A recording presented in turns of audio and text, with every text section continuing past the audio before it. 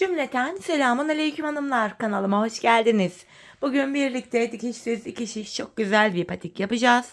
Ben patiğimde yeşil ve krem tonlarında 2 tane normal patiklik ip kullandım. Şişlerimizi 3 numara böyle kısa 2 şiş. Hemen patiğimi de göstereceğim. İşte hanımlar, patiğimiz bu şekilde. Baştan sona 2 şiş ile yaptım ve patiğimizin hiçbir yerinde hanımlar dikişimiz yok. Dikişsiz çok güzel, çok şık, zarif ayakkabı tarzı bir model oldu. Bu patik benim elimin ölçülerine göre 37, 38 ve 39 numara ayaklar için uyumlu oldu. Patiğimize burun kısmından başlıyoruz. Ön bölümünü tamamlayıp ardından sağ ve sol kenarını yapıyoruz. Sonrasında şu kenar bölümlerine ilmek takarak kenar bölümlerini yapıyoruz. Ardından taban ve topuğunu yaparak patiğimizi bitiriyoruz. Hanımlar, ben şu patiğimin şu kenarlarını yaparken misinalı şiş kullanamadığım için yine bu taban bölümünü de şöyle kısa şişlerle yaptım. Kısa 4 tane şişle yaptım. Videonun başında da bunu söylemek istiyorum. Misinalı şişlerle de yapılabilir bu yanları. Hemen patiğimize başlayalım. Burun kısmından 7 ilmek olarak patiğimize başlayacağız hanımlar. Yeşil ipim ile başlıyorum. 7 ilmek atacağım. Şu birinci ilmeğim. 2 3 4 5 6 ve bir ilmek daha atıyorum. 7. 7 ilmek attım. Hemen şuraya bir tane düğüm atalım kenarına, sağlam olsun. Şimdi geri döndük. Hanımlar, bu burun kısmında tamamen haroşa örgü uygulaması yapacağız. Örgümüzün hem ön hem arka yüzünde düz örgü örünce haroşa oluyor. Hem ön hem arka yüzde ters örgü örünce yine haroşa oluyor. Ben örgümün her iki tarafında da düz örgü örerek haroşalarımı elde ediyorum. Şimdi ilk ilmeğimi örmeden aldım.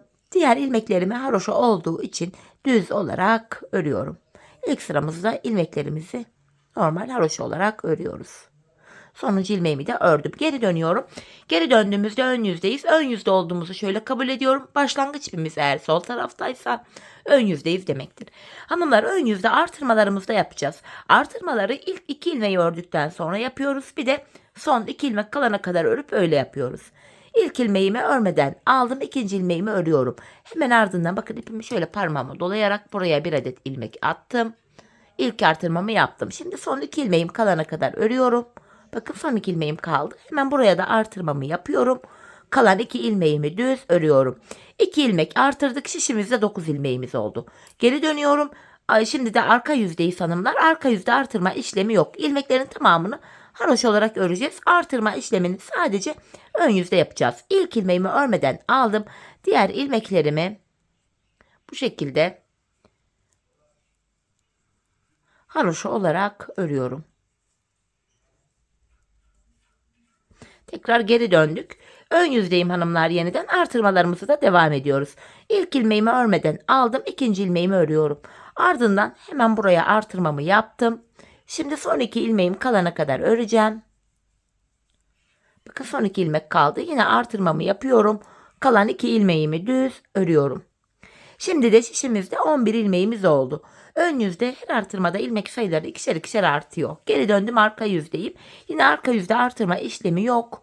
İlmeklerimizi patiğimizin arka yüzünde normal haroşa olarak örüyoruz hanımlar.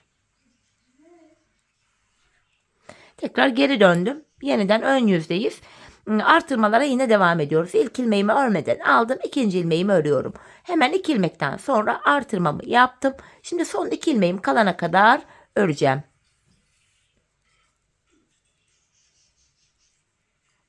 Ardından bu tarafa da sol tarafa da artırmamı yapıyorum.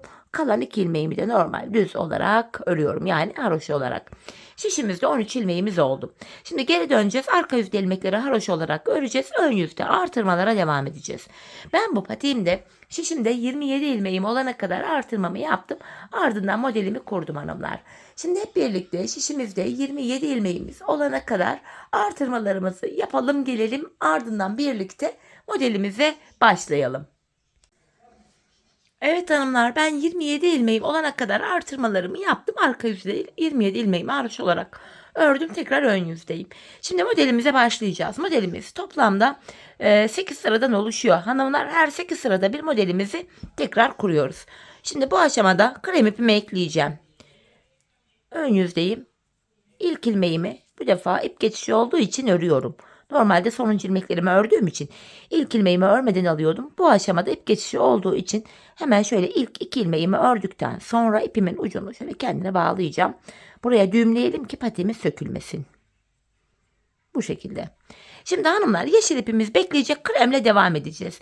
Ön yüzdeyim, ilmeklerimi düz olarak örüyorum. Modelimizde birinci sıramız ön yüzde. İlmeklerimizin tamamını İlk sıramızda düz olarak sıra sonuna kadar örüyoruz. Düz olarak örüyorum. Bu aşamada hanımlar, modelle bölümde ön yüzde düz, arka yüzde ters örgü uygulaması yapacağız.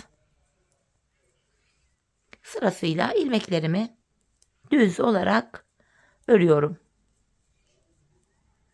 Sonuncu ilmeğimi de ördüm. Geri dönüyorum, arka yüzdeyim. Şimdi de ilmeklerimi arka yüzde ters olarak öreceğim. İkinci sıramız hanımlar, arka yüzde. İlk ilmeğimi örmeden aldım. Diğer ilmeklerimi ters olarak örüyorum. Modelimizde ikinci sıramız. Sadece ters örgü olduğu için hızlıca örüyorum hanımlar burayı. Ön yüzde düz örmüştük ilk sırada.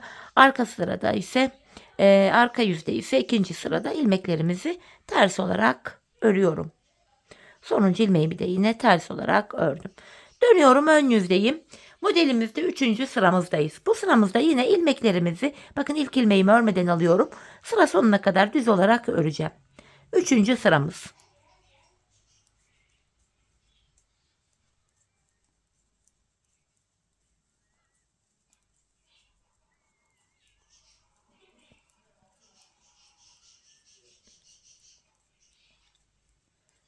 Sonuncu ilmeğimi de yine düz ördüm.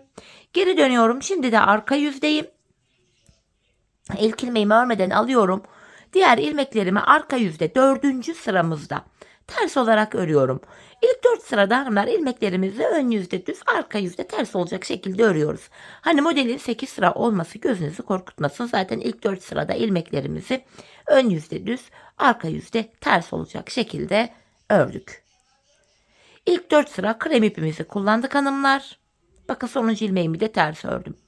Diğer 4 sırada da yeşil ipimizi kullanacağız. Kremimi bıraktım. Yeşil ipimi elime aldım. Ön yüzde modelimizde 5. sıradayız. İlk ilmeğimi ip geçişi olduğu için bu defa örüyorum. Bakın yeşil ipimle düz ördüm. İkinci ilmeğimi de düz olarak ördüm. Kenar ilmeğimi ördüm. Bir ilmek daha ördüm yanına. Şimdi önde 3 tane ilmeğimiz var. Krem ilmeğimiz. 1, 2, 3.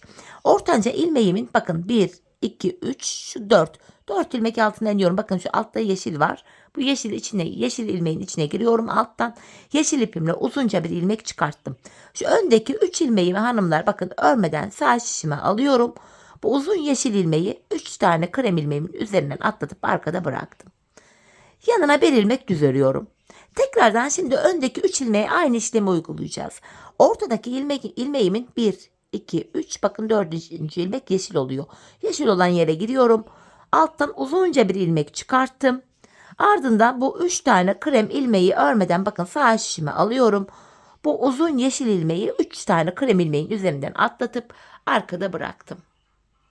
Şimdi hanımlar, bir diğer modelimizi yapacağız. Öncesinde model aralarına birer tane ilmek örüyoruz. Model aralarına gördüğünüz gibi birer tane ilmek örüyoruz. Hemen bir diğer modeli yapacağım. Önde 3 ilmeğim var. Ortanca ilmeğimi yine 4 ilmek altına iniyorum. Bakın şu yeşilli olan yer. Buradan uzunca bir ilmek çıkarttım. Sonra 3 tane şu krem ilmeğimi örmeden sağ şişime alıyorum ve alttan aldığım uzun yeşil ilmeği 3 tane krem ilmeğin üzerinden atlatıp arkada bıraktım. Yanına bir ilmek düz örüyorum. Yine tekrardan öndeki 3 ilmek üzerine model kuracağız. Ortanca ilmeğimin 4 ilmek altına inerek uzunca bir ilmek çıkartıyorum. Sonra bu 3 ilmeği örmeden sağ şişime aldım. Yeşil ilmeği 3 ilmeğin üzerinden atlatıp arkada bıraktım. Yanına bir ilmek düz ördüm. Tekrardan aynı modeli yapıyoruz. Ortanca ilmeğimin yine 4 ilmek altına inerek uzunca bir ilmek çıkarttım. 3 ilmeği örmeden sağ şişime alıp yeşil ilmeğimi 3 ilmeğin üzerinden atlattım. Yanına bir ilmek düz ördüm. Son kez modelimizi kuracağız hanımlar. Toplamda 6 model olacak. 1, 2, 3, 4, 5. Şimdi 6.'yı yapacağız. Ortanca ilmeğimin 4 ilmek altına inerek uzunca bir ilmek çıkarttım. Öndeki 3 kremi örmeden şöyle sağ şişime alıyorum ve yeşil ilmeği 3 kremin üzerinden atlatıyorum. Kalan 2 ilmeğimi düz olarak ördüm. 5. sıramız hanımlar, modelimiz de bu şekildeydi. Şimdi geri döneceğiz. Arka yüzde 6. sıramızdayız hanımlar. Şöyle. Bu sıramızda ilk ilmeğimi örmeden alıyorum. Yanındaki bir tane yeşilimi ters ördüm. Bu aşamada hanımlar bakın 3'er tane krem ilmeğimiz var. Sadece bu ortadaki kremleri örmeden sağ şişimize alacağız. Kalan ilmekleri ters öreceğiz. Bakın ilk kremimi ters ördüm. Ortadaki kremimi örmeden sağ şişime alıyorum. Bakın 3 tane ilmek yeşil ipimle ters örüyorum. Bir tane ortadaki kremi örmeden sağ şişimi alıyorum. İp arka yüzde, yani benden tarafta. 3 ilmek ters örüyorum. Ortadaki krem ilmeğimi örmeden sağ şişimi alıyorum. İpim benden tarafta, yani arka yüzde kalacak. Buna dikkat edelim. 3 ilmek ters örüyoruz. Bir kremi örmeden sağ şişimizi alıyoruz. 3 yeşil ters örüyoruz. Bir tane kremi örmeden sağ şişimize alıyoruz. Yani ortadaki krem ilmeğimizi örmüyoruz. Kalan ilmeklerin hepsini yeşil ipimiz ile ters olarak örüyoruz hanımlar. 6. sıramızı tamamladık. Şimdi modelimizde 7. sıramızı yapacağız. Bu sıramızda da hanımlar ilmeklerimizin tamamını yeşil ipimiz ile sıra sonuna kadar düz olarak öreceğiz. Modelimizde 7. sıramız. İlmeklerimizin hepsi düz olarak örülüyor.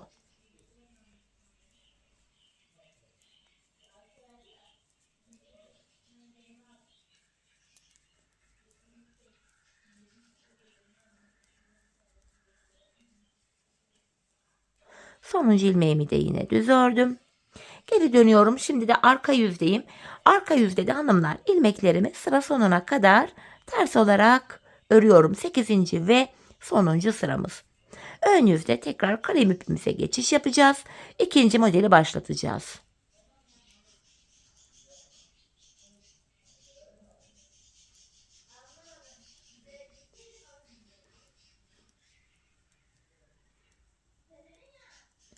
Sonuncu ilmeğimi de yine ters ördüm.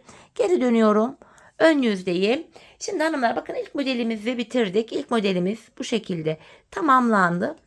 İkinci modelimizi hemen başlayacağız. Modelin biri biter bitmez bir diğerine başlıyoruz. Şimdi tekrar krem ipimi alıyorum. Ön yüzde modelimizde tekrar 1. sıradayız. İlk modeli nasıl yaptıysak ikinci modeli de aynı şekilde yapacağız. Öncelikle ilk ilmeğimi yine ip geçişi olduğu için ördüm. Modelimizde ön yüzde 1. sırada ilmeklerimizin tamamını yine sıra sonuna kadar düz olarak örüyoruz. Burası düz örgü olduğu için hızlıca örüyorum hanımlar.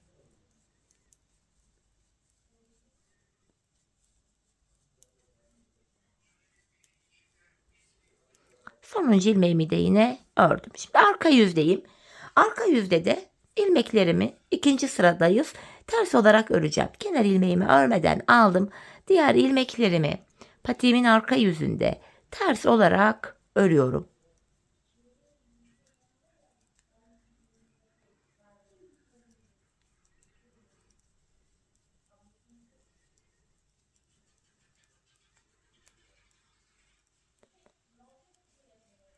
Sonuncu ilmeğimi de yine ters ördüm. Tekrar geri dönüyorum. Ön yüzde modelimizde 3. sıradayız. Bu sıramızda da yine ilmeklerimizi sıra sonuna kadar düz olarak öreceğiz. Ön yüzdeyiz.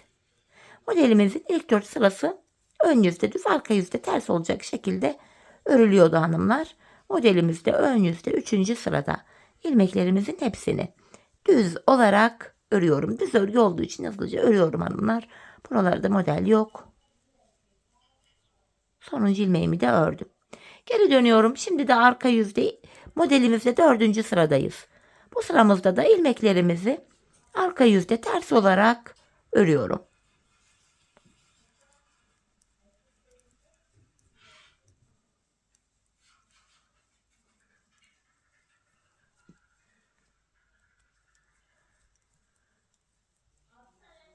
Bu şekilde. Sonuncu ilmeğimi de yine ters ördüm. 4. sırayı tamamladık. 4 sıra kremini ördükten sonra hemen yeşil ipimi alıyorum. Modelimizde ön yüzde 5. sıradayız. Bu sırada model kurulumu yapıyoruz hanımlar. Yine ilk modelde olduğu gibi ilk ilmeğim ilk geçişi olduğu için ördüm. Yanına bir ilmek daha örüyorum. Kenara 2 ilmek düz ördüm. Önde 3 ilmek var. Ortanca ilmeğimin 1, 2, 3, bakın 4 ilmek altına iniyorum. Yani yeşil olan ilmeğin içine giriyorum. Uzunca bir ilmek çıkarttım. Şu öndeki 3 ilmeğimi örmeden sağ şişime aldım. Yeşil ipimi 3 ilmeğimin üzerinden atlatarak arkada bıraktım. Araya bir ilmek düz örüyorum. Şimdi ikinci modelimi yapacağım. Ortanca ilmeğimin 1, 2, 3, dördüncü yeşil yere denk geliyor. Yeşil ilmeğin içine girerek uzunca bir ilmek çıkartıyorum ve 3 tane krem ilmeğimi örmeden sağ şişime alıyorum. Bu yeşil uzun ilmeğimi de 3 kremin üzerinden atlatıp arkada bırakıyorum. Bir ilmek düz ördüm yanına. Hemen öndeki 3 ilmeğe de aynı işlemi uygulayacağım. Ortanca ilmeğimin 4 ilmek altına inerek uzunca bir ilmek çıkartıyorum. 3 krem ilmeği örmeden sağ şişime aldım ve yeşil ilmeği üzerinden atlattım. Hemen yanına bir ilmek düz örüyorum. Tekrardan bu 3 ilmeğin ortancasının 4 ilmek altına şöyle iniyorum. Uzunca bir ilmek çıkarttım. Şu öndeki 3 ilmeğimi alıyorum. Bu yeşil ilmeği bu 3 ilmeğin üzerinden atlatıyorum. Yanına bir ilmek düz ördüm. Bir diğer modelimi yapacağım şimdi. Önde 3 ilmek var. Ortanca ilmeğimin yine 4 ilmek altına inerek uzunca bir ilmek çıkarttım. Ardından 3 tane krem ilmeği örmeden sağ şişime aldım. Yeşil ilmeği 3 kremin üzerinden atlattım. Yanına bir ilmek düz örüyorum. Son modelimizi yapacağız hanımlar. Yine ortanca ilmeğimin 4 ilmek altına inerek uzunca bir ilmek çıkarttım. Bu 3 krem ilmeği örmeden sağ şişime aldım ve yeşil uzun ilmeği 3 ilmeğin üzerinden atlatarak arkada bıraktım. Kalan 2 ilmeğimi düz olarak örüyorum. Ön yüzde 5. sıramız böyleydi. Arka yüzde 6. sıradayız hanımlar. Bu sıramızda ilk ilmeğimi örmeden aldım. İkinci ilmeğimi ters örüyorum. Bu sırada hanımlar ilmekleri ters öreceğiz. Sadece 3 krem vardı. Ortadaki kremi örmeden sağ şişimizi alıyoruz.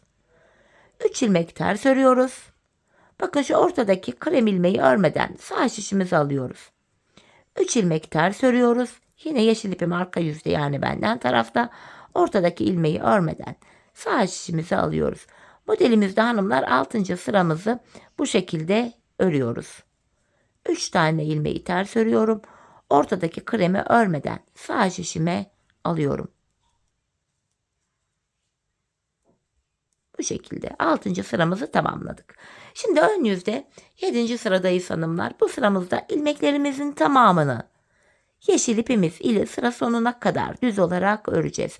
Modelimizde 7. sıra.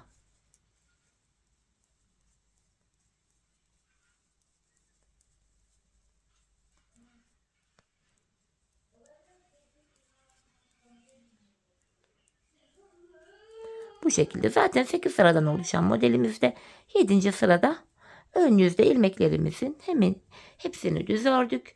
Şimdi geri dönüyorum arka yüzde ve 8. sıramıza. Bu sıramızda da hanımlar ilmeklerimizin tamamını sıra sonuna kadar ters olarak örüyoruz.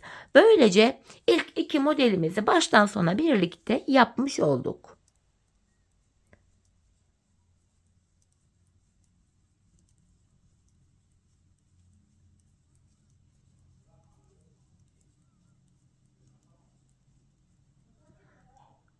Sonuncu ilmeğimi de yine ters ördüm.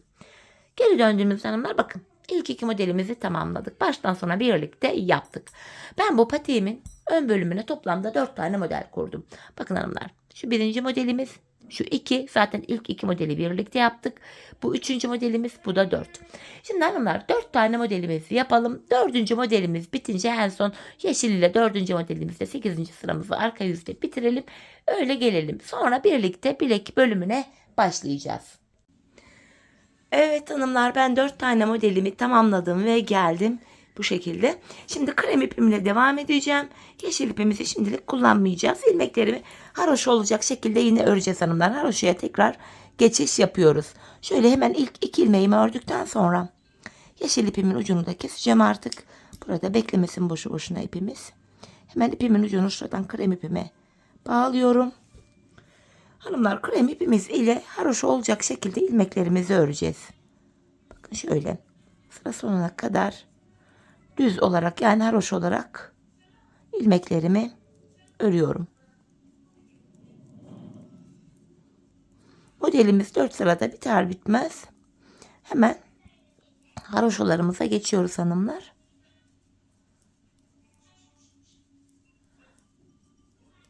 Sonuncu ilmeğimi de yine ördüm. Tekrar geri dönüyorum. Arka yüzdeyim. Arka yüzde de yine ilmeklerimi haroşa yani düz olarak örüyorum. Bakın ön yüze bu şekilde bir diş haroşa düşmüş oluyor.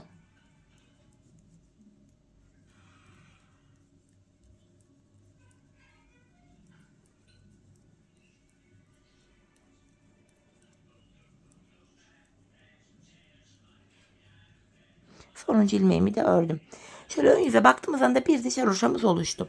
Hanımlar ben bu bölüme şuraya 2 diş haroşa ördüm. Bir diş haroşayı birlikte yaptık. Şimdi bir diş haroşa daha bu şekilde örelim gelelim, ardından bilek bölümündeki kesimlerimizi yapacağız. Evet hanımlar, bir diş haroşamı da ördüm geldim. Bakın burada 2 diş haroşamız oldu. Bu aşamada hemen size mezura ile ölçülerimi vereceğim. Şu kenarlarımı düzelteyim. Patiğimizin eninin ölçüsü hemen şuradan göstereceğim hanımlar. Pardon. 10 santim. Enimiz 10 santim. Bilek bölümüne kadar da burundan itibaren şöyle tekrar ölçüyüm göstereyim. Hanımlar burası da şöyle 12 santimden 1-2 milim fazla, hatta 12,5 santime kadar geliyor. Pardon, şöyle ölçelim. Düzgün bir tutayım, ölçemedim. Boy olarak da baktığımız anda 12,5 santim hanımlar. 12,5 santimde boyunu yapmışım. Şimdi bilek kesimini yapacağız. 27 ilmeğimiz vardı. İlk 9 ilmeğimi yine haroşa olarak örüyorum. 2, 3, 4, 5, 6, 7, 8, 9. Sağ kenara 9 ilmeğimi ördüm. Şimdi bu bilek bölümü için hanımlar 9 ilmek kesinti yapacağım. Yani ilmekleri ikişer ikişer toplayarak keseceğim. Bakın şu birinci ilmeğim. Birinci kesimimi yaptım. Şu ikinci, 3 ilmekleri ikişer ikişer topluyorum. 4, 5, 6, 7, 8, 9. Orta kısımda hanımlar 9 ilmeğimizi kestik. Sol kenara baktığımızda 3, 6, 9 ilmek de bu sol kenarda kaldı. Şimdi hanımlar önce patiğimizin bu sol kenarını yapacağız. Şu bölümü yapacağız. Öncelikle bu 9 ilmek ile haroşalarımı öreceğim. Sıra sonuna kadar ilmeklerimi haroşa olarak örüyorum. Bu sağ kenardaki 9 ilmeğimiz bekleyecek. Sol kenar bitince sağ kenarı yapacağız. Şimdi geri döndüm. Arka yüzdeyim. Yine ilk ilmeğimi örmeden alıyorum. Buradaki 9 ilmeğimi haroşa olarak örüyorum. Sonuncu ilmeğimi de ördüm.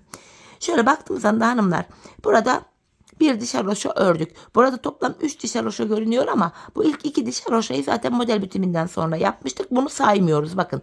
Ondan hariç bir diş haroşamız oldu. Şimdi bu bölümü hanımlar 9 ilmek üzerinden toplam 4 diş haroşamızı örelim gelelim. Evet hanımlar, buraya toplam 4 diş haroşamı ördüm. Şu ilk 2 dişi saymıyorduk. Bakın 4 diş haroşam var. Şimdi bilek bölümünden itibaren şu bölümdeki artırmalarımızı yapacağız hanımlar. Şimdi ilk ilmeğimi örmeden aldım. Hemen önde bakın haroşalı bölüm var. İlmeğimin ön bölümüne şuraya şişimi takıyorum. Buradan aldığım ilmeğimi ördüm. Bakın ilk artırmamı buradan yaptım. Kalan ilmeklerimi normal haroşa olarak örüyorum. Böylece 10 ilmeğimiz oldu hanımlar. Artırmalara başladık. Arka yüzdeyiz şimdi. Arka yüzde artırma işlemi yapmıyoruz. İlmeklerimizi normal haroşa olarak örüyoruz. Artırma işlemini sadece ön yüzde yapıyoruz. Şimdi geri döndüm, tekrar ön yüzdeyim. Bakın yine ilk ilmeğimi örmeden aldım. Hemen öndeki ilmeğimin şu kısmına bakın. Ön bölümüne girerek buradan aldığım ilmeğimi düz örüyorum. Kalan ilmeklerim yine düz örülüyor. Böylece 11 ilmeğimiz oldu. Hanımlar, artırma işlemi bu şekilde yapılıyor. Şimdi geri döndüm, yine arka yüzdeyim. Arka yüzde artırma işlemi yok. İlmeklerimizi düz olarak, haroşa olarak örüyoruz. Şimdi geri döndüm, tekrar ön yüzdeyim. Bakın yine ilk ilmeğimi örmeden alıyorum. Hemen ilk ilmeğimden sonra öndeki ilmeğimin şu ön kısmına şuraya şişimi taktım. Buradan aldığım ilmeğimi örüyorum. Kalan ilmeklerim düz örülüyor. Böylece 12 ilmeğimiz oldu. Artırma işlemi böyle yapılıyor. Şimdi geri döndük. Arka yüzdeyim. Arka yüzde ilmeklerimin tamamını haroşa örüyorum.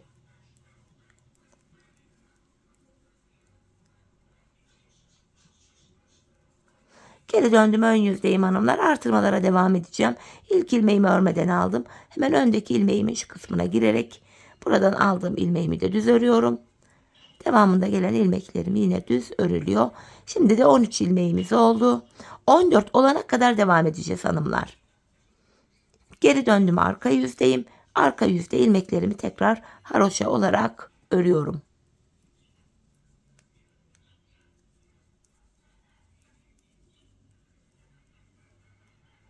Tekrardan ön yüzdeyiz. Artık son kez artırmamızı yapacağız. Böylece 14 ilmeğimiz olacak. Yine ilk ilmeğimi aldım. Öndeki ilmeğimin şu kısmına şöyle girerek buradan da aldığım ilmeğimi şöyle normal örüyorum. Diğer ilmeklerimi haroşa olarak örüyorum. Hanımlar, şu anda şişimizde 14 adet ilmeğimiz oldu. Yeniden arka yüzdeyiz. Arka yüzde artırma yapmıyoruz. İlmeklerimizin tamamını haroşa olarak patiğimizin arka yüzünde örüyoruz kenarımızda. Şu anda 14 ilmeğimiz var hanımlar. Artık artırma yapmayacağız. Artırmalarımızı yaptık. Bu bölümde hanımlar bakın, ilk iki haroşayı saymıyorduk. Toplam kaç haroşamız olmuş sayalım şimdi. 1, 2, 3, 4, 5, 6, 7, 8, 9 diş haroşamız olmuş. Ben patiğimin şu kenarına hanımlar toplamda 15 diş haroşa ördüm. Şu ilk iki haroşayı saymıyoruz. Onun haricinde 15 diş haroşa ördüm. Benim elimin ölçülerine göre tam geldi. Şimdi hep birlikte burada 15 diş haroşamız olana kadar patiğimizin sol kenarını örelim gelelim. Ardından birlikte sağ kenara başlayacağız. Evet hanımlar, sol kenarımı tamamladım. Toplamda buraya 15 diş haroşamı ördüm. Hemen ölçüyü de yine vermek istiyorum. Bakın, haroşa esnek bir örgü türüdür hanımlar. Bakın, esnekliği görüyorsunuz. Hiç esnetmeden olduğu gibi bakın, bu duruşuyla tekrardan ölçüp tam boyunu vereceğim şimdi. 19 santim olmuş hanımlar. 19 santim. Şimdi bu ilmeklerimizi keseceğiz. Ön yüzde kesimimi yapıyorum. Yine ilmeklerimi ikişer ikişer toplayarak keseceğim. Hanımlar, bu aşamada gevşek bir kesim yapalım. Bu kesim yerlerinden patiğimizin topuk kesimini yaparken, topuk bölümünü yaparken bu ilmek yerlerinden ilmekler çıkaracağız. Hani gevşek kesim yapalım ki ilmekleri rahat çıkartabilelim.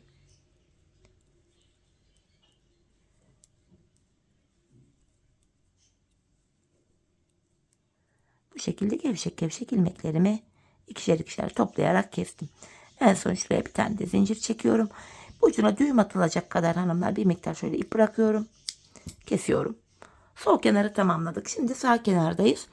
En başta ön yüzde örerken gelmiştik. Kesim yapmıştık. Arka yüzde kalmıştık. Arka yüzde ipimizi ekleyerek başlayacağız.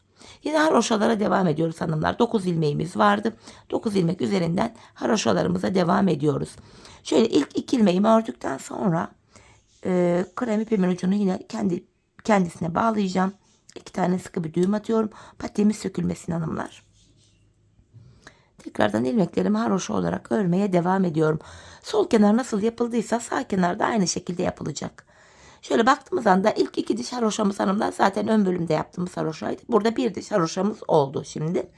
Buraya da yine sol kenarda olduğu gibi toplamda şu ilk 2 diş haroşa hariç, onun dışında toplamda burada 4 diş haroşamız olana kadar 9 ilmek üzerinden örelim gelelim. Evet hanımlar, buraya gördüğünüz üzere 4 diş haroşamı ördüm geldim. Yine bilek bölümüne gelen yerden bu iç bölümden artırmaları yapacağız. Bu aşamada hanımlar, bu sağ taraftaki artırmada şöyle yapılıyor. Son bir ilmeğim kalana kadar öreceğim. Ön yüzdeyim. Son bir ilmek kalana kadar örüyorum. Bakın, son bir ilmeğim kaldı. Burada da en son ördüğüm ilmeğim, bakın şu ön bölümüne şuraya şişimi takıyorum. Buradan aldığım ilmeğimi düz ördüm. Sonuncu ilmeğimi de yine düz örüyorum. Artırmamı yaptım. Böylece 10 ilmeğim oldu. Şimdi arka yüzdeyim. Yine arka yüzde artırma yok. İlmeklerimizin tamamı haroşa olarak örülüyor. Şimdi geri döndük, ön yüzdeyiz. Artırmalara devam ediyoruz. Yine son bir ilmeğim kalana kadar öreceğim. Bakın, son bir ilmeğim kaldı. En son ördüğüm ilmeğin ön kısmına şuraya giriyorum. Buradan aldığım ilmeğimi de düz ördüm yine. Sonuncu ilmeğim düz örülüyor. 11 ilmeğimiz oldu şimdi de. Geri dönüyorum. Arka yüzde yine artırma işlemi yok. İlmeklerimizin tamamı haroşa olarak örülüyor. Tekrar geri döndüm. Yeniden ön yüzdeyim. Artırmaya devam edeceğiz. 14 ilmek olana kadar. Son bir ilmek kalana kadar öreceğim. Bakın son bir ilmeğim kaldı. En son ördüğüm ilmeğin ön kısmına giriyorum.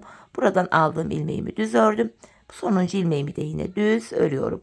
Baktığımızda 4, 8, 12 ilmeğimiz oldu. Hanımlar, bu şekilde arka yüzde artırma yapmayacağız. Ön yüzde artırma yapacağız. 14 ilmek olana kadar yine sol kenarda olduğu gibi artırmalarımıza devam edeceğiz. Ben sol kenara yine bu ilk iki diş haroşaması hariç, çünkü patiğin ön bölümünde yaptık. Kenar bölümüne geçmiyor. O hariç sonrasında 15 diş haroşa ördüm. 14 ilmek olana kadar artıracağız. Artık artırmayacağız.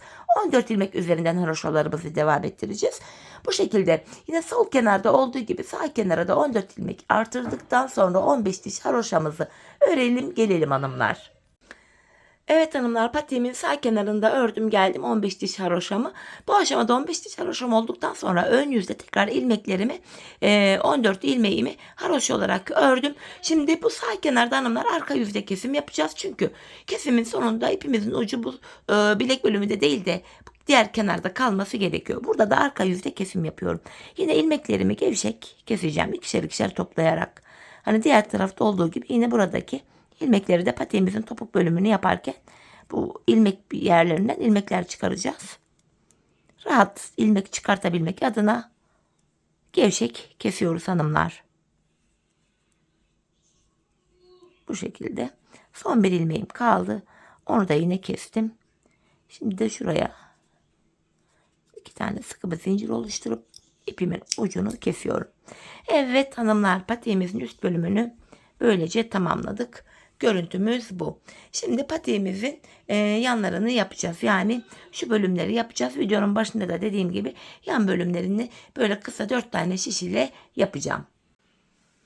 Şimdi hanımlar, bu aşamada şu kenar ilmek yerlerinden ilmekler çıkaracağız. Bakın ben buraya bir diş haroşa yaptım. Yeşil ile yeşil ipim ile ilmekler çıkaracağım. Hemen yeşil ipimi alıyorum. Kenar ilmek yerlerine girerek ilmekler çıkaracağım. Şöyle şişlerimi de hazırladım buraya. Hemen şurada ilk kenar ilmek yerine girerek, bakın şuraya girerek ilmeğimi çıkaracağım. Şöyle ipimi de parmağıma bir dolayayım önce. Şu şekilde hanımlar. Bakın bir ilmek çıkarttım. Sıradaki kenar ilmek yerine giriyorum. İlmeğin iki kanadına birden. 2 ilmeğim oldu.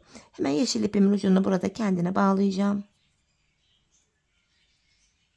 Bu şekilde ilmeklerimizi çıkarıyoruz. Şu 3 ilmeğim oldu. Şu 4. Şu 5. 6. 7. 8. 9. 10. 11. 12. 13. 14. 15. 16. 17. Bakın hanımlar, burada 2 tane yeşil, 2 tane krem kenar ilmek yerlerimiz var. Sırasıyla buralara gireceğiz. En son buradan 17 çıkarmıştım galiba. 5, 10, 15, 17. Bakın 2 tane yeşil kenar ilmek yerinden ilmek çıkarttım. 19 oldu. 2 tane krem kenar ilmek yerim var. Oradan da 2 ilmek çıkarttım. 21.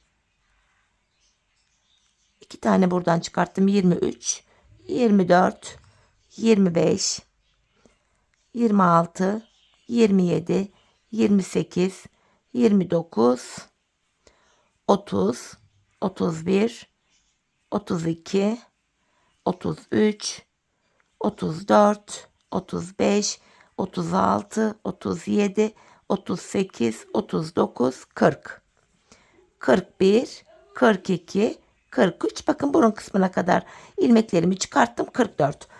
Bu kenarımızdan 44 ilmeğimizi çıkarttık. Şimdi burun kısmına geldik. Burun kısmına 7 ilmek başlamıştık hanımlar. 7 ilmek başladığımız yerden 7 ilmek çıkaracağız. Şu kenarımız bakın düğümlü, biraz sık olduğu için buradan ilmek çıkarırken şöyle tığımdan yardım aldım. Diğer şişime takıyorum buradan aldığım ilmeklerimi de. Hemen şu ikinci ilmeğim. Şu ikinci ilmeğim. Burun kısmından da 7 ilmek başladığımız yerden 7 ilmek çıkaracağız. Bakın yine ilmeğin iki kanadına birden girerek ilmek çıkartıyoruz. 4 oldu. 5, 6 ve son kenar ilmek yerimiz şurada 7. 7 ilmek başladığımız yerden burundan 7 ilmek çıkarttık. Şimdi bir diğer şişime diğer kenardan da ilmekler çıkaracağım. Bu kenara 44 ilmek çıkartmıştım. Buraya da aynı şekilde 44 ilmek çıkaracağız. Bakın sıradaki kenar ilmek yerlerine girerek ilmeğin iki kanadına birden ilmek çıkarıyoruz. Bakın 2 oldu. 3 ilmek, 4, 5, 6, 7, 8, 9, 10. Bakın buraya kadar 10 ilmek çıkarttık. Hanımlar şurada 3 tane krem, 3 tane yeşil kenar ilmek yeri görünüyor. Oysa karşıda 2'şer tane görünüyordu. Patiğimizin bu bölümünde ip geçişlerinde ben sonuncu ilmeklerimi ördüğüm için ilk ilmeğimi örmeden alıyordum. İlk ip geçişlerinde ilk ilmeklerimizi de ördüğümüz için burada 3 tane kenar ilmek yeri görünebilir. Fakat biz buralardan 2'şer tane ilmek çıkaracağız. 3 tane değil. 3 çıkarırsak bu defa yanlardaki ilmek sayıları eşit olmaz. 10 ilmek çıkartmıştık buradan. Bakın 2 tane krem kenar ilmek yerinden ilmek çıkarıyorum. 12. 2 tane yeşilden çıkaracağım. Şu 1, şu 2. 14 oldu. Tekrar 2 tane kremden çıkarıyorum. Şöyle 16. Bu bölümde kenar ilmek ikişer ilmekler çıkarıyoruz kenar ilmek yerlerinden. 10, 12, 14, 16, 18 ilmeğim oldu. Devam ediyorum. Şu 19, 20. 21, 22, 23, 24, 25, 26,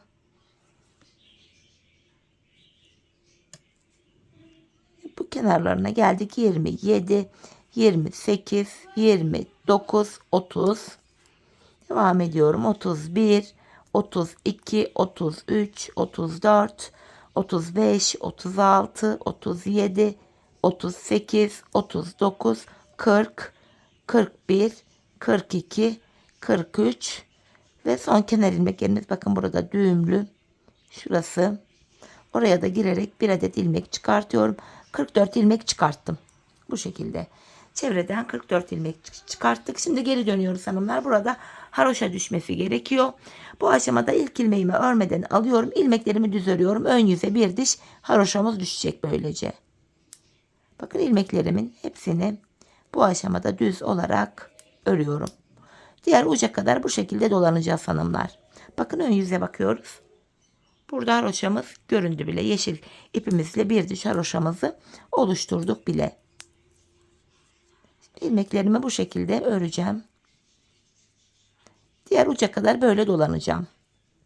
Sağ ve sol kenardan 44'er ilmek çıkarttım. Devam ediyorum. Sırasıyla ilmeklerimi haroşa olarak örüyorum. Burun kısmına kadar öreceğiz. Ardından burun kısmında 7 ilmeğimiz vardı. Onu da yine öreceğiz. Bakın burayı ördüm. Sonra burun kısmına geldim. Burun kısmındaki 7 ilmeğimi de yine örüyorum. Bu şekilde.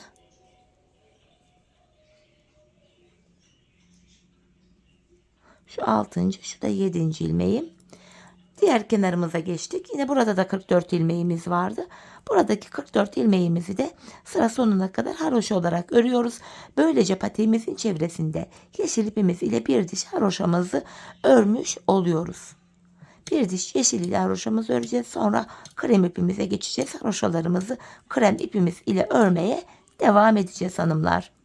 Sıra sonuna kadar gidiyorum. İlmeklerimi örüyorum. Bu şekilde. Burada yine sadece haroşa örgü uygulaması yapıyoruz hanımlar. Sonuncu ilmeğimi arka yüzde olduğum için ters olarak ördüm. Sıramı tamamladım. Şimdi ön yüzdeyiz. Hanımlar bu aşamada artık krem ipimize geçiş yapacağız. Bakın ben bu bölüme toplam 4 diş haroşa ördüm. Biri yeşil, 3 tanesi de krem. Yeşil olanı birlikte ördük, tamamladık. Şimdi burada ipimizi keserken düğüm atılacak kadar bir ip bırakalım demiştim. Krem ipimi şimdi buraya bağlayacağım. Bu ipime bağlıyorum. Artık haroşalarımı yeşil ile değil de krem ile örmeye devam edeceğim. Yeşil ipimizi kullanmayacağız. Haroşalarımızı krem ipimiz ile öreceğiz hanımlar. Yeşil ipimle de artık işim bittiği için yeşilimi şöyle kesiyorum. Yeşil ipimin ucunu kremime bağlayacağım. Artık şöyle yeşilimi çekebilirim. Elime takılmasın. Haroşalarımı bu şekilde krem ipim ile devam edeceğim hanımlar. Hatta şu yeşilimizin ucunu da gizleyerek götürelim. Bu şekilde. Bir diş haroşamızı hanımlar yeşil ile yapmıştık. Şimdi 3 diş haroşa daha öreceğiz ve krem ipimiz ile yapacağız bu defa haroşalarımızı. Hani diğer uca kadar öreceğiz. Ön yüzde arka yüzde de örünce bir diş haroşa oluyor. Hani ilk yeşil yaparken de zaten bunu görmüştük. Şimdi hanımlar buraya 3 diş haroşamızı krem ipimizle örelim, gelelim. Ardından birlikte patiğimizin tabanını yapacağız. Evet hanımlar, burada bakın 3 diş haroşam olana kadar ördüm. Krem ile 3 diş, bir tane de yeşille yapmıştım 4 diş. Kenarlarda 4 diş haroşamı ördüm. Şimdi bundan itibaren tabanımızı yapmaya başlayacağız. Öncelikle bu ilk şişimde 44 ilmeğim vardı. Yine haroşa olarak, yani düz olarak ilmeklerimi öreceğim. Hanımlar, sıra sonuna kadar bu ilk şişimizdeki ilmeklerimizi burun kısmına kadar örelim, gelelim. Evet hanımlar, ilk şişimdeki ilmeklerimi ördüm, burun kısmına geldim. Patiğimizin burnunda da 7 ilmeğimiz vardı. Şimdi bu 7 ilmeğimi de yine düz olarak öreceğim. Tabanda 15 ilmek olana kadar kenarlardan ilmekler alacağız hanımlar. Bakın 7 ilmeğimi ördüm. Hemen yandaki şişimden bir adet ilmeğimi örerek orta kısma ekliyorum. Ortada 8 ilmeğimiz oldu. İlmek ekledikten sonra geri döndüm. İpim karşıda, ilk ilmeğimi örmeden alıyorum. Kalan ilmeklerimi, burun kısmındaki ilmeklerimi haroşa olarak örüyorum. Son 8. ilmeğimi de ördükten sonra şimdi diğer şişimden de bir adet ilmeğimi örerek ortaya ekledim. Orta kısımda böylece 9 ilmeğimiz oldu. Bir ilmek ekledikten sonra tekrar geri döndüm. İpim karşıda, ilk ilmeğimi örmeden aldım. Şimdi orta kısımdaki öncelikle 9 ilmeğimizi öreceğiz. Şu 9. ilmeğim, ardından şişimden bir adet ilmeğimi örerek yine orta kısma ekledim. Ortada 10 ilmeğim oldu. 10 ilmek olduktan sonra tekrar geri dönüyorum. Yine ipim karşıda, ilk ilmeğimi örmeden aldım. Diğer ilmeklerimi haroşa olarak örüyorum. Şu 10 ilmeğimi ördüm. Ardından şişimden bir adet ilmeğimi örerek yine ortaya ekledim. 11 ilmeğimiz oldu. Geri dönüyorum hanımlar. Yine ipim karşıda. İlk ilmeğimi örmeden aldım. Orta kısımdaki 11 ilmeğimi öreceğim. Ardından şişimden bir adet ilmeğimi örerek ortaya ekledim. 12 ilmeğimiz oldu. Geri dönüyorum. İlmek aldıktan sonra geri dönüyoruz. Yine ipim karşıda, ilk ilmeğimi örmeden aldım. Orta kısımdaki 11 ilmeğimi öreceğim.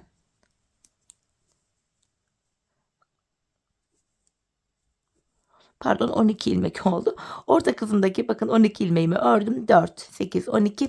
Şişimden bir adet ilmeğimi örerek ortaya ekledim. 13 ilmeğimiz oldu. Şimdi geri döndük. 15 olana kadar devam edeceğiz hanımlar. Yine ipim karşıda, ilk ilmeğimi örmeden aldım. Orta kısımdaki 13 ilmeğimi örüyorum öncelikle.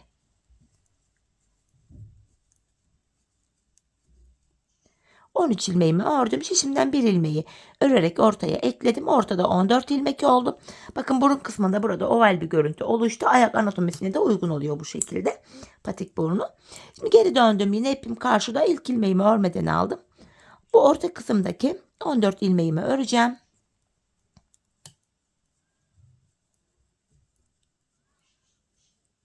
Ardından şişimden bir adet ilmeğimi örerek ortaya ekledim.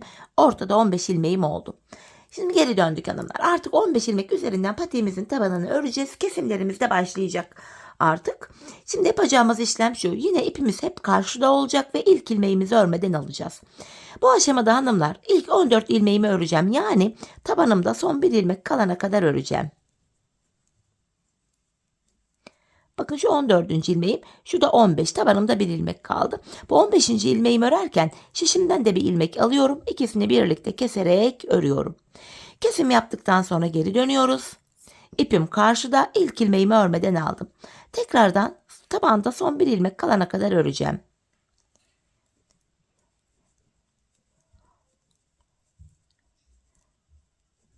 Bakın yine tabanda son bir ilmeğim kaldı. Yani 15. ilmeğim. 15. ilmeğimi örerken şişimden de bir ilmek alıyorum. İkisini birlikte keserek örüyorum. Tekrar kesimden sonra geri döndüm. Tabanımız bu şekilde 15 ilmek üzerinden örülüyor. Yine ipim karşıda, ilk ilmeğimi örmeden aldım. İlk 14 ilmeğimi öreceğim. Yani tabanımda son bir ilmek kalana kadar öreceğim. 15. ilmeğimi örerken şişimden de bir ilmek alacağım. İkisini keseceğim. Bakın tabanımda son bir ilmeğim kaldı. Bu ilmeğimi örerken şişimden de bir ilmek alıyorum. İkisini birlikte keserek örüyorum. Şuraya da tüy bulaşmış. Böyle. Kesimden sonra tekrar geri döndüm. Yine ipim karşıda. İlk ilmeğimi örmeden alıyorum. Tekrardan ilk 14 ilmeğimi öreceğim.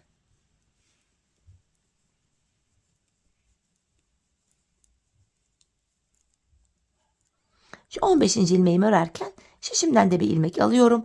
İkisini birlikte keserek ördüm.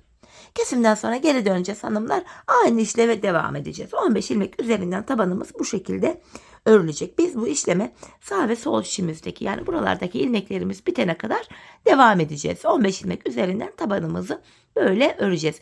Şimdi hep birlikte sağ ve sol şişimizdeki ilmeklerimiz bitene kadar patiğimizin tabanını sizlere tarif ettiğim gibi örelim gelelim. Evet hanımlar, patiğimin tabanını ördüm geldim. Her iki yanlardaki şişlerdeki ilmekler bitti. Sadece tabanımızda kullandığımız 15 ilmeğimiz kaldı. Şimdi bu 15 ilmek üzerinden patiğimizin şu arka bölümünü yapacağız. Yapacağımız işlem şu hanımlar. Yine ipimiz karşıda ve ilk ilmeğimizi örmeden alıyoruz. Haroşaya devam edeceğiz. Son 2 ilmeğim kalana kadar ilmeklerimi öreceğim. Yani ilk 13 ilmeğimi ördüm. Bakın son 2 ilmeğim kaldı. İkisini birlikte keserek örüyorum. Ardından sıradaki kenar ilmek yerine giriyorum. Bakın ilk kenar ilmek yerim burada. V şeklinde görünüyor. İlmeğin iki kanadına birden girerek bir ilmek çıkartıyorum. Tekrar 15 ilmeğim oldu. İlmek çıkarttıktan sonra geri döndüm. Yine ipim karşıda, ilk ilmeğimi örmeden alıyorum. Tekrardan ilmeklerimi son 2 ilmeğim kalana kadar haroşa olarak öreceğim. Bakın hanımlar, son 2 ilmeğim kaldı. İkisini yine birlikte keserek örüyorum. Geri döndüm. Hanımlar, bu sağ kenardan ilmek çıkarırken geri dönüyoruz. Ön yüzdeyken ilmek çıkarıyoruz. Bakın buradaki ilk kenar ilmek yerine girdim. İlmeğin iki kanadına birden ilmek çıkartıyorum. Tekrardan 15 ilmeğimiz oldu. Yine diğer ilmeklerimi son 2 ilmeğim kalana kadar öreceğim. Patiğimizin arka bölümünde yapacağımız işlem bu hanımlar. Son 2 ilmek kalana kadar örüyoruz. Son 2 ilmeği kesiyoruz ve sıradaki kenar ilmek yerinden ilmek çıkarıyoruz. Bakın son 2 ilmeğim kaldı. İkisini keserek ördüm ve bir sonraki kenar ilmek yerine giriyorum. İlmek çıkarttım. İlmek çıkarttıktan sonra geri döndüm. Yine ipim karşıda, ilk ilmeğimi örmeden aldım. Tekrardan son 2 ilmeğim kalana kadar öreceğim. Bakın burada son 2 ilmeğim kaldı. İkisini birlikte keserek örüyorum. Geri döndüm. Yine ön yüzdeyim ve sıradaki kenar ilmeklerim şurada. Buraya girerek bir adet ilmek çıkarıyorum. Hanımlar, patiğimizin arkası bu şekilde yapılıyor. Son 2 ilmek kalana kadar örüyoruz. Son 2 ilmeği kesiyoruz ve sıradaki kenar ilmek yerinden ilmek çıkarıyoruz. Bakın yine son 2 ilmeğim kalana kadar ördüm. Son 2 ilmeğimi kesiyorum ve bu defa yeşil kenar ilmek yerine geldim. Buraya girerek ilmeğimi çıkartıyorum. Biz bu işleme hanımlar son kenar ilmek yerlerine kadar, şuraya ve şuraya gelene kadar devam edeceğiz. Patiğimizin arkasını bu şekilde öreceğiz. Şimdi hep birlikte son kenar ilmek yerlerine gelene kadar patiğimizin arka bölümünü sizlere gösterdiğim gibi örelim ve gelelim. Evet hanımlar, patiğimin arka bölümünü son kenar ilmek yerlerine gelene kadar bu şekilde ördüm. Artık ilmeklerimizi keseceğiz. Yine ikişer ikişer toplayarak hanımlar ilmeklerimizi kesiyoruz. Çok sıkı bir kesim yapmayalım. Hafif esnek olsun. Çünkü ayak gireceği için bu bölümden. Hani ayak rahat girsin. Bu nedenle orta halde esnek bir kesim yapıyoruz.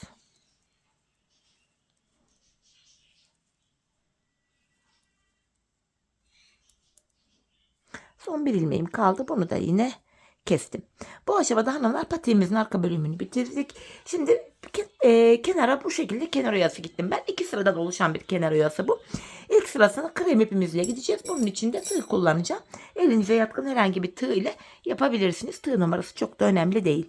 Buradaki ilmeğime tığımı taktım. Burada düz bir görüntü olsun diye dibine batarak burayı şöyle düzlüyorum. Kenar oyamızın ilk sırasında hanımlar sık iğne yöntemi yapıyoruz. Çok sıkı yapmayacağız. Bakın ilmeklerimi şöyle gevşek tutuyorum tığımda. Hemen sıradaki kenar ilmeklerine batarak sık iğnemi yapıyorum. Bakın ilmeğin iki kanadına birden girerek bu şekilde sık iğne yöntemiyle kenar oyamın ilk sırasını bu şekilde yapıyorum. Gördüğünüz gibi gevşek bir sık iğne yapıyorum. Çok da gevşek değil, orta halli esnek. Bu şekilde. Hanımlar, patiğimizin bu çevresini, bu bölümünü ilk başladığımız yere kadar, buraya kadar sık iğne yöntemiyle yapalım gelelim. İlk başladığım yere kadar sık iğnemi yaptım geldim hanımlar. En son buraya bir tane de bir zincir çekip şöyle krem ipimi kesiyorum. Kenar oyamızın ilk sırasını krem ipimiz ile yaptık. Hemen ipimin ucunu arkaya doğru gizleyeceğim. Şu ilmek aralarından geçirerek gizleme işlemini yapıyoruz. Şimdi kenar oyamızda ikinci sıramızda yapacağız. Bunun için de yeşil ipimi kullanacağım. Yeşil ipimle öncelikle şöyle bir ilmek oluşturuyorum. Şöyle. Hanımlar bu ilk kenar oyamızı bitirdiğimiz yerden şöyle girerek önce ilmeğimi buraya sabitliyorum. Ters sık iğne yöntemi yapacağız hanımlar. Yani geri geri gideceğiz. Bakın bir gerideki krem sık iğnenin içine girerek şöyle ilmek çıkartıyorum. Tığımdaki ilmekleri topluyorum. Ters sık iğne yöntemi yapıyoruz. Bir sonraki bakın bir gerideki sık iğnenin içine girerek şöyle tığım ile girerek bir ilmek çıkartıyorum. Tığımdaki ilmekleri topluyorum. Bir gerideki sık iğnenin içine girdim. Oradan bir ilmek çıkarıyoruz. Bakın bir geriye giriyorum, ilmek çıkartıyorum, tığımdaki ilmekleri topluyorum. Ters sık iğne yöntemiyle kenar oyamızın ikinci sırasını bu şekilde yapıyoruz hanımlar.